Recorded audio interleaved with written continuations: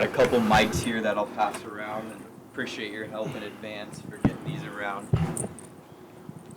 Start in the middle, dude.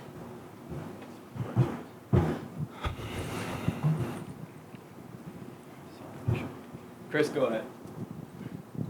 Chris Cartman, son of a source. Guys, it seemed like everything kind of snowballed on you in the first half. What do you think were some of the main factors in the game getting away from you?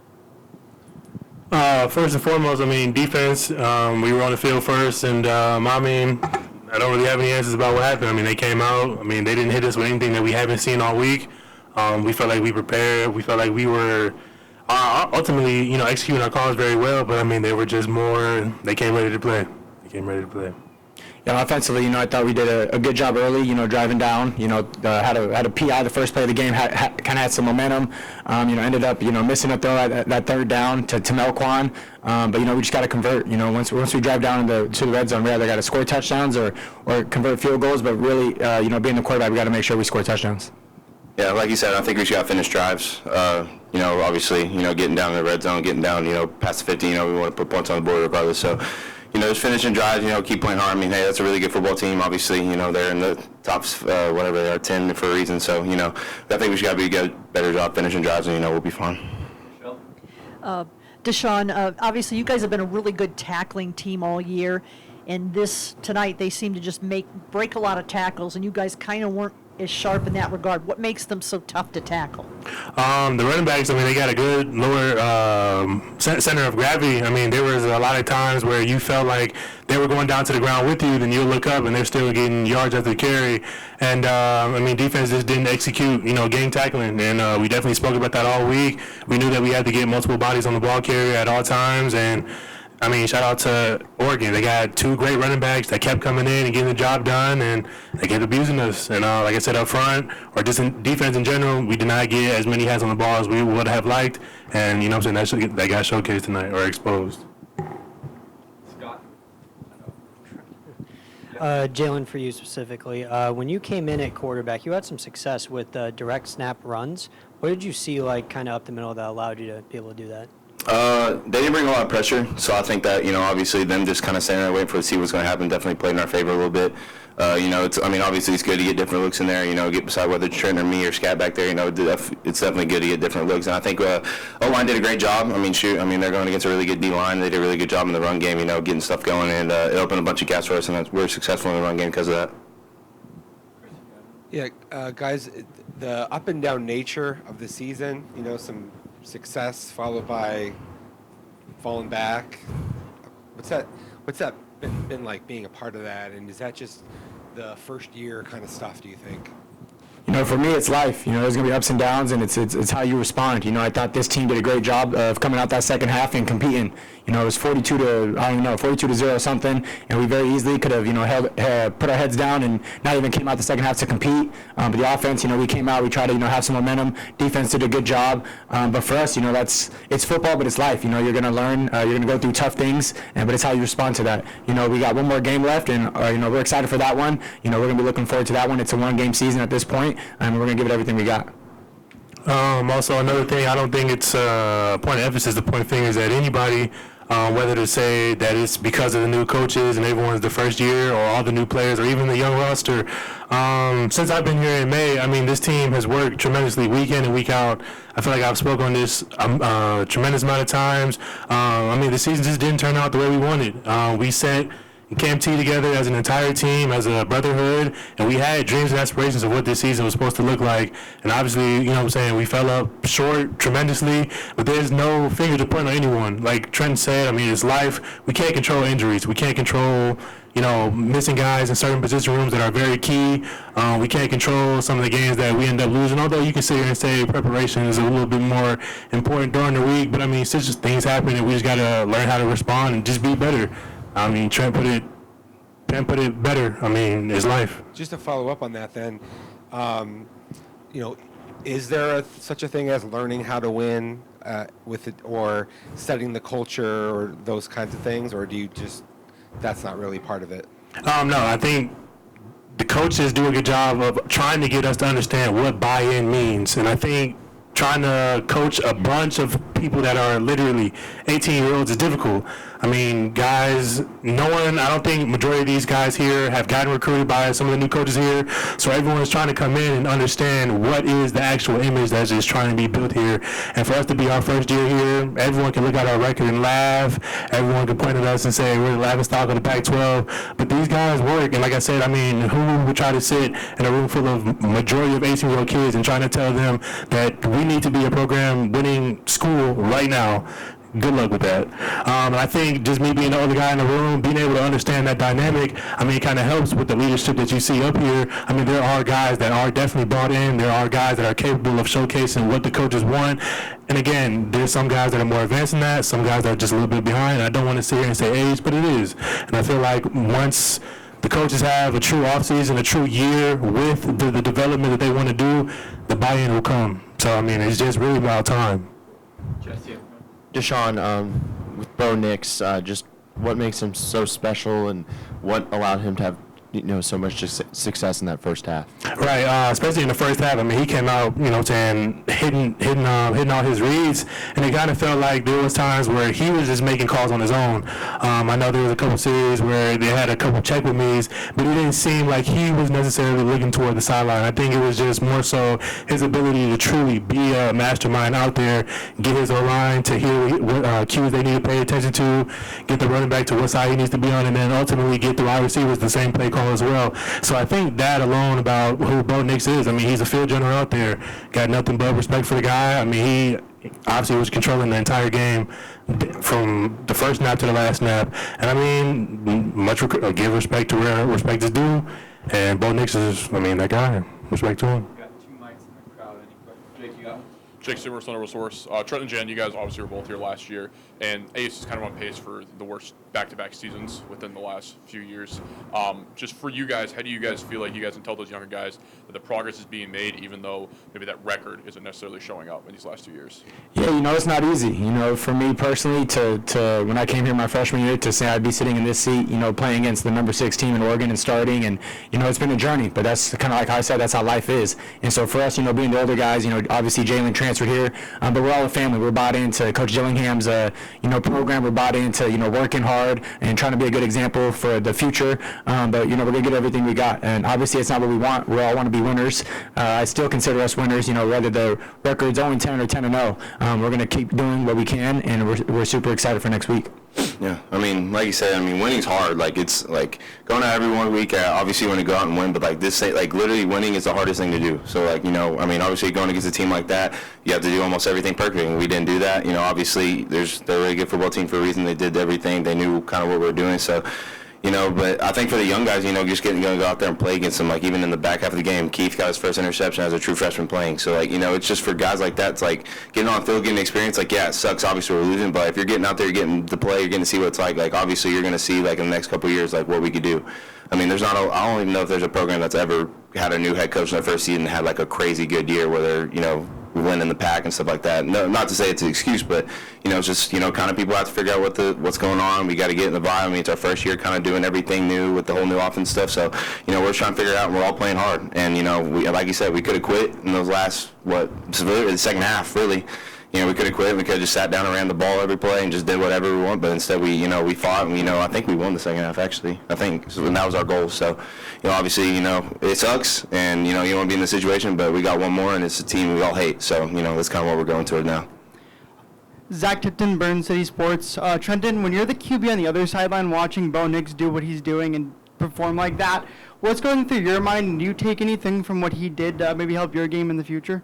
Yeah, I think Bo Nix does a great job. He's played a lot of college football. He's played, I think this is his 5th year, I believe. So you can see he's comfortable out there. He's been in that system. He's able to make reads, make checks. They have a great offensive line. They've played a lot together. I think this is their 2nd year together. So I think Bo Nix just does a great job of feeling comfortable. He's pretty much another coach out there. But we knew that coming into this game, and we didn't rattle him the way we wanted to. But like we said, we got to tip our hat to Oregon. They're a great team all around. Defense, offense, special teams, and for us, it's just see what we can do watching film and get better. This can go for Jalin or Trenton. Blake Neiman, Cronkite Sports, with next week being the Territorial Cup and Arizona being a ranked team, faced several ranked teams you guys have faced this season. How much extra emphasis does that add to, this being the final game of the season and, being able to try and play spoiler to that? Yeah, I think, for us, it's the last game. Obviously, it's a team down south. They've had a good year. But for us, it's really just going to look in the mirror, see what we can do. Make sure, yes, it's a big game, but we want to make sure it's not too big of a game. But we know we got to control what we can, and we got to give everything we got. But this is the last one. This is our last game. There's no bowl game for us. We knew that going into this season. So this is our bowl game. This is our chance to send out the seniors the right way and to make sure we come home with a victory. Whether they're number one team in the country or the last team, we want to go kick their ass. That's kind of the MO of us for U of A. Obviously, it's whatever, Arizona Super Bowl, whatever you want to call it. Obviously, we're all going into this week knowing what we want to do, what we want to get accomplished. And, obviously, they're a good football team. They've been well coached. They've done a good job. But I don't care if we've lost 0 games or whatever, or lost every single game. This game's going to be competitive regardless. We're all going to go out there, obviously, get chippy. It's going to be how it is. It's going to be how it is every year. But, we all have a goal, going this week. Obviously, it's put everything behind us at this point and go play this one-game season and go finish out the season 1-0. So that's kind of our mentality going in this week. I get it up for Jonah, the last question. Jonah Krell, Cronkite Sports. For any of you guys, after the loss against Utah, you guys completely turned it around and flipped the script. Is there anything that you can take away from that week and the preparation from that week, maybe mindset-wise, that you can take into this week coming after such a blowout loss? I think just from the defense perspective, I think one thing that we did specifically after the Utah loss was honestly look ourselves in the mirror. There was a lot of plays that we truly left on the floor, and it was honestly very frustrating. Honestly, sitting in the meeting rooms to just watch that. I think we had another good week of honest Monday, and we got to sit there and be real with ourselves. We can't be BSing and trying to find a shortcut way. People play terrible today. Let's just call it what it is. People play terrible, and we got to be able to sit in the meeting rooms and watch that. We got to be able to sit in the meeting rooms and hear Coach yell at us. So I think it's just a thing about maturity. We understand that we got to get back to work. The season isn't over. We have one more game left. Something we can't roll over. We got to wake up, or everyone has to get treatment tomorrow and wake up Monday morning ready to go and go sit in the meeting room and prepared to get yelled at or just prepared to get coached. This is what we do. We're in the business of entertainment, and we understand that every game isn't going to be perfect. So these are the hidden things that people don't really care about. It's not necessarily about wins and losses. It's how you can recruit. And I think we've done a good job of at least trying to understand what that means here. And I think Monday is just going to be another stepping stone of what the culture is going to be in the future here. And we got to be honest with ourselves. Yeah, for me, it's just we've had 2 games now where we won a game, and we go in the next week and, be blunt, and we got embarrassed. And, going into this next week, obviously, it's, like I said multiple times, it's U of A, it's the team down south, it's the game that everybody in Arizona's going to come watch. So if you can't get up for this game because we just got our tail whooped, then you shouldn't be, we shouldn't be in that locker room. Honestly, anyone on the team that, can't get up the next week because we just got our ass whooped is, they shouldn't come out and play for us on Saturday. So, obviously, all of us up here, we're going to try to do a good job of, just practicing hard this week and, getting everything ready we need to do because, like I said, we got one game left to one in a situation or 0-1 situation. So we're going to go out there and play as hard as we can. I know Trenton and Dashaun are going to prepare their tails off. I'm prepare my tail off. Coach Dilly's going to have a really good plan coming this next game. So I'm excited. It's the last game of the season, so, go finish out on top. Thank you, guys.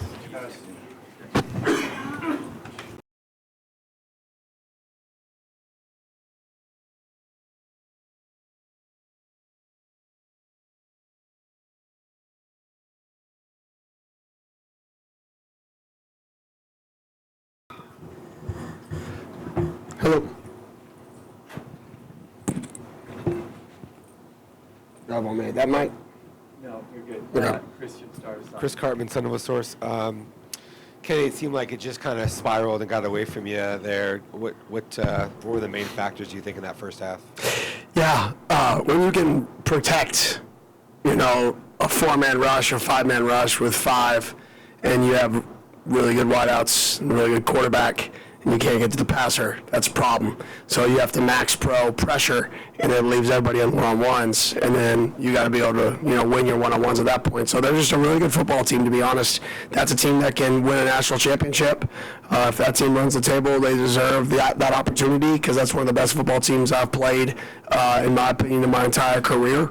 I put them up with the Georgia team I played last year in week 1. How did it feel just, you were part of that team last year as OC, and you're seeing kind of how far that you have to get to where you want to be. What was that like in the experience? Big people. It's a simple game. You've got to be able to block them, you've got to be able to defeat blocks, and you've got to be able to tackle them. So at the end of the day, it's very, very simple, and they have really, really big, strong people across the board, and they have really fast players that are hard to tackle. So you've got to get bigger, stronger, faster, and like I told our guys in the locker room, that's the off-season. The off-season work, right? You're not just going to show up and beat a team like that. There's a reason they're really good, right? You've got to show up in the off-season every single day with a mindset to work and get better and think about those games where we just get physically dominated. And you have to say, okay, that's why I'm in here right now, because I remember that moment where we couldn't do anything. And it's a helpless moment. And, moving forward in this program, we're not going to have those moments. But right now, that's who we are.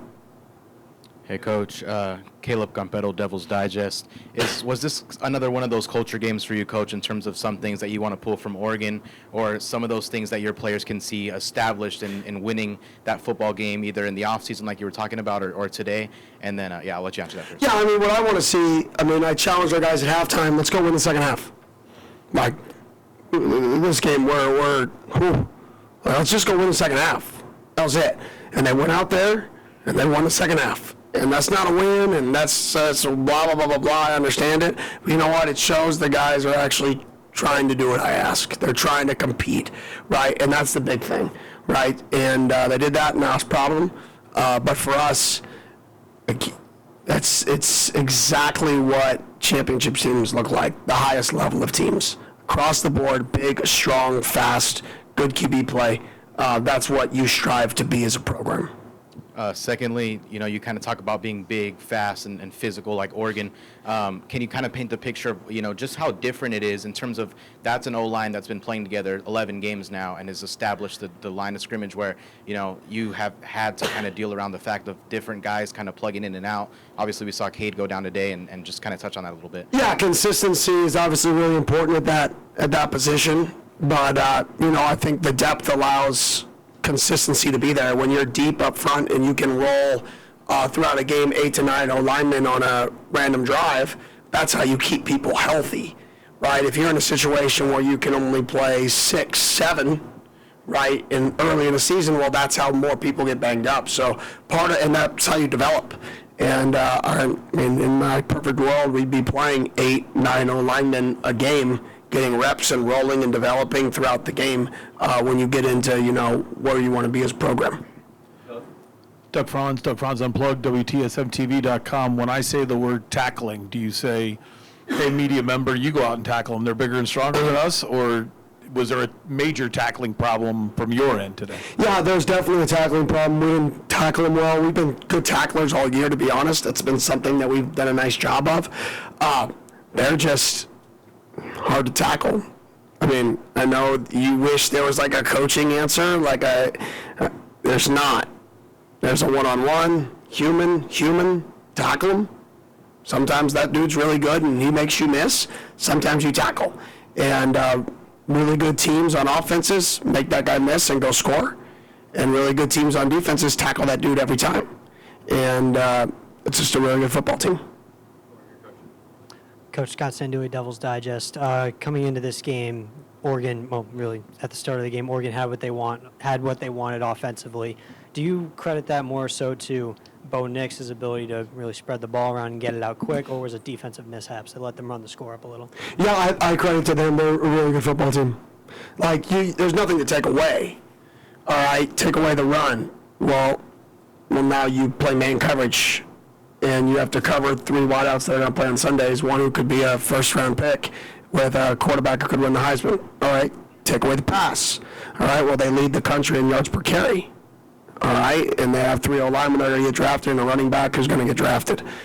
So what can you take away? And then, okay, well, maybe we can catch them. Well, their quarterback gets them into good plays. So they have a really, really, really good football team. And that's what I told the guys in the locker room. I said, we played a lot of games this year that I don't care our situation at the O-line and the guys hurt and what's happened in year one that we could have won. Played a lot. We were in it, and we could have won football games. That team right there, that team was better than us, point blank. Significantly better than us. And we've got to get better in the offseason. And that's what I told them. I'm like, you guys shouldn't hang your head. We did it. We gave everything we got. And that's a better football team. Point blank, simple. What do we want to do to get better for the people coming back? Work in the offseason. Put in the work, get better and better and better. After the game, not sure if you had any conversations with Dan Lanning or Bo Nix, but if you did, is there anything from those conversations you wanted to share? Oh, no, it was just go win the Natty. That's what I told them, go win it. You have the ability, a lot of those guys have a lot of good relationships on that football team. I firmly believe, and if you noticed, I didn't take anybody when I came here. Bram was the only guy I took, but he's from here and he wanted to come back, and he was already, honestly, going to leave there before I got the job here. I firmly believe you leave a place better than you found it. So. Coach, after the game, Trenton and Dashaun came in here and they were kind of talking about how things have unfolded this season, just about growing and the culture and getting used to the culture and stuff you've established. And Trenton kind of talked a lot about how, what happened in this game, kind of what's happened in this season, just kind of like a part of life. How is that attributed to the culture you're trying to install about being a lifer? Yeah, you got to respond to adversity. That's it. Like, that's adversity. Right now, we're doing a really good job showing up back to work and getting better, right? Didn't play well in Utah, responded, found a way to win at UCLA, right? Well, what we're not responding well is in-game. We're not responding well when somebody punches us, right? We can't regather ourselves yet. And I faced the same thing, to be honest, when I was at Florida State. We just couldn't figure out when it started to rain, it always poured. And that's part of growth. You've got to eventually learn and have enough confidence and belief that, okay, you get socked in the face, they convert a 3rd and 15 on the first drive. Relax. We got them to 3rd and 15. And then you stop the bleeding. Right now, when we get on our heels in game, that's when we really struggle. And we've played a lot of games where teams haven't really got us on our heels. They may have gotten a play or so, but when we get on our heels, we got to respond better. And that's going to take time, to just be brutally honest. I wish I could say that's just going to snap my fingers and I'm going to tell them that and we're going to respond better. If that happens, that's not how it works, right? Good football teams are years of culture. That's years of culture building there of big physical football. Before Coach Lanning got there, Coach Cristobal was there. What was he? Big physical O-line, D-line culture. They took it over. Coach Lanning put his own flair on it, added to it, right? Made it to where it is today. But the best football teams in the country have established cultures of offensive line, defensive line, physicality, and toughness. And this is another team that had that, and we got to be able to match that moving forward. Hey, Coach. Sean Brennan, WCSN. It didn't seem like you guys ran the ball a ton. Obviously, the game got out of hand pretty fast, but even in those first couple drives, it didn't seem like you guys ran it a ton. Is there a particular reason for that? Yep. They're really good up front. And if we have our 6 guys try to take 45 snaps of running the ball versus those guys, one, I don't know if we can hold up, and we can't afford another injury. Part of the gate is to try to get our guys a break, right? Because you have to be able, you can't just play 5 guys 65, 70 snaps in a college football game. But that's kind of where we're at. So part of that is literally to try to give those guys a rest to keep our guys healthy so we can maneuver. And there's some scheme behind it and stuff like that too, but you can't just go up there and try to run the ball versus that defensive line. That's one of the best defensive lines in football. I mean, they're gigantic, they're strong, they're long. Brennan Dorless would probably be a 2nd-round pick. I mean, really good football player. Coach, you've told us all year that this is your dream job, and no Sun Devil wants to lose to Arizona. Especially now coming off after this loss, how do you kind of flush it to get ready now for biggest game of the year? I mean, I literally, like, the feeling of Saturday, it just, I don't care if we win or lose. Come Sunday, it's gone, and you repeat. Like, I know I say that a lot, and you're like, oh, how do you do it? Like, it's what you do. Like, if you get lost in the success of upsetting UCLA on the road, and you get lost in it, or you get lost in the failure at Utah, right? Well, I mean, you're going to live like this, right? We tell our guys all the time, the only people you care about are the people that care about you, the people in the building, not social media, not random people. It's the people that are right next to you. And so we're going to show up on Monday. We're going to do the exact same thing. I'm going to walk in. I'm going to say, they're going to ask me how I'm doing. I'm going to say, phenomenal, right? They're going to ask me what's up, and I'm going to say life, right? Like I do every single day. And we're going to repeat, and we're going to repeat, and we're going to repeat, and we're going to repeat, and we're going to repeat. And what's going to happen is Saturdays are going to start feeling better. That's it. It's the only difference in the process that's going to change is Saturdays are going to feel better. But it takes time. Coach Michael Carasino, Pitchfork Lunch. I know you talked about the tackling, but the overall, your overall thought of the secondary, because I know that even that one touchdown catch that Franklin had, I don't think D4 could have covered him really any better. Ball just dropped in, but just your overall thoughts of your secondary today. Yeah, that's really good players, man-to-man, one-on-one. So it's a great challenge. To challenge our guys all week. You can't play, if you play zone defense versus Bo, they'll go up and down the field slowly and you'll lose slowly, which we could have done that. Oh, let's go play 2 Tampa all game, let them throw a quick game, make them go on 12 possession drives, and they'll score every time. Or you can challenge them, challenge your guys, have that mindset that we're going to go try to win the football game, not just keep it close. And when you do that, you have to make them win one-on-ones. And they win their one-on-ones. If you flip those one-on-ones and you turn them and those don't happen, well, maybe it's 3 touchdowns less than the first half. But they won them. So you got to give those guys credit. They make plays, they're good players, but we're always going to develop a plan that gives us the best chance to win, not the best chance to keep it close. I could give a rat's ass about keeping games close. You're going to win or you're going to lose. Obviously, Coach, you know them as well as anybody. Did they do anything that really surprised you, either schematically or otherwise? No. To be honest, no. I know what they do, but at the end of the day, they do a lot defensively. Felt like I know what they do defensively. They know what we used to do offensively. They did a nice job. They stopped us, but I don't think there was a drastic thing there that was a difference on either side of the ball.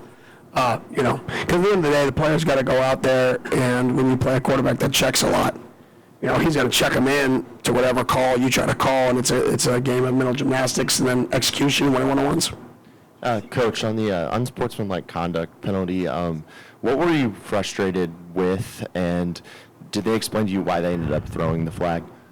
Yeah, I shouldn't have been on the field.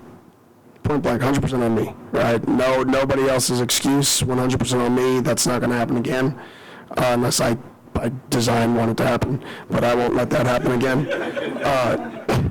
But in terms of why the center took his shoe off and threw it backwards, and I just assumed that you don't want to let an offensive lineman play a snap without his shoe on. I don't think that's safe.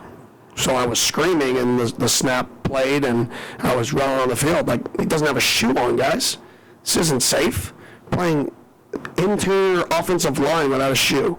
So that was really, just as much, it wasn't really anything but really to protect JPJ, who I coached, and, I see him throw a shoe off, and I'm like, damn, he's a tough kid, but if he gets his foot stepped on, that's not right. So that was really what it was about. I shouldn't have run on the field, though. That's me just being protective.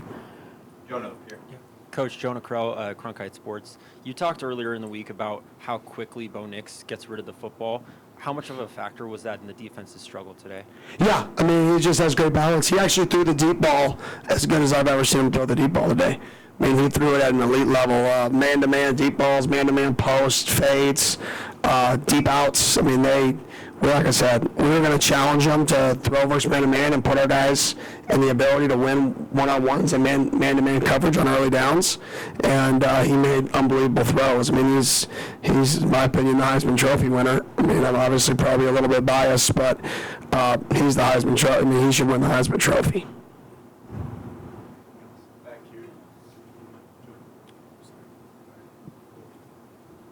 Coach, when you came into this program, a lot of people would have said you walked into a train wreck. It's your first time you're heading up a big Division I program. You've played 3 teams now that had a Heisman Trophy, 1 winning quarterback, 2 potential Heisman winners. Looking back on this first year, has it been harder than you thought it was going to be? No. I've done this process before. To be honest, it's been easier because our kids have bought in more than I was expecting. Usually, kids don't follow instantly, especially the guys that were here. But we have a good group of leaders that were here, the Jordan Clarks of the world, the Chris Edmonds, the BJs, right, and the Trentons, the Joeys, the list could go on. And then we brought in good people. So I actually think it's been easier to try to establish the culture we're trying to establish.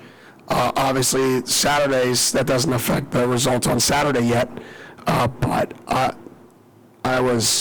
I've been through this exact situation before, and I know exactly what it looks like.